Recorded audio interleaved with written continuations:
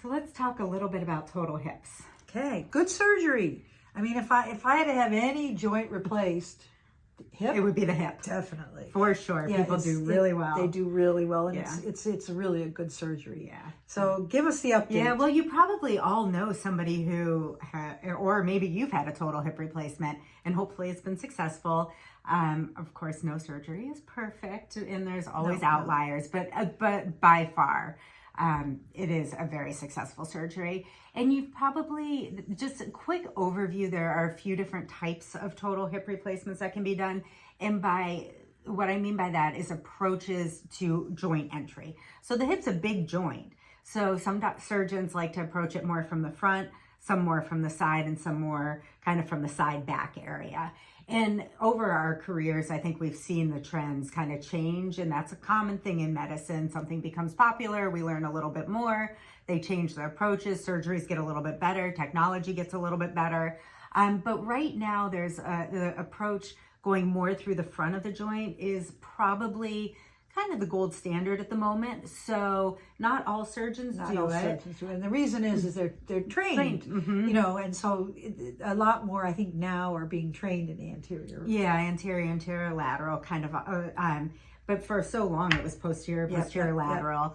But the finding out what your surgeon does ahead of time is important, and having a conversation with your surgeon about maybe why they do that approach. The idea, if the kind of the trend right now is going a little bit more through the front because you don't go through as many muscles. So you're saving more muscles. So it makes the recovery easier, because if you have to cut through some of the bigger muscles with some of the other approaches, it's a little longer on the recovery time. So I would suggest talking to your surgeon. And if you're in an area of the country where you have access to several orthopedic groups, I would maybe get 2 opinions and have conversations with each of the surgeons. And ask them how many they do. The more they do, the better your outcomes will be. Yes. And there are surgeons who are more generalists who do shoulders and hips and knees. Maybe if you want to find a surgeon who specializes more in hips than everything. So I think that's a great point. And you want to have a good rapport with your surgeon. So personal choice matters when you're talking about going through surgery. And then thinking about a pre-op physical therapy visit. So there are going to be some exercises that could be beneficial for you going into the surgery, learning how to do those. And then you can also learn from your therapist what to do immediate after post-surgery. So you have like a little jump on your recovery after the surgery because you're already going to know what to do. Another little thing to help you on the jump is there was a study that showed if you did 10 hours of luminosity, which is a brain game that you can play on your phone, you actually do better cognitively after your surgery. Ooh, for any surgery. Any surgery. Interesting. Yeah, but like if a hip fracture, you couldn't have done it because you wouldn't have known. But for an elective surgery, you can actually do it. And I've had several patients that I've suggested it to, and they loved it. They felt they were a little sharper than, I had one guy that this is his 3rd total knee.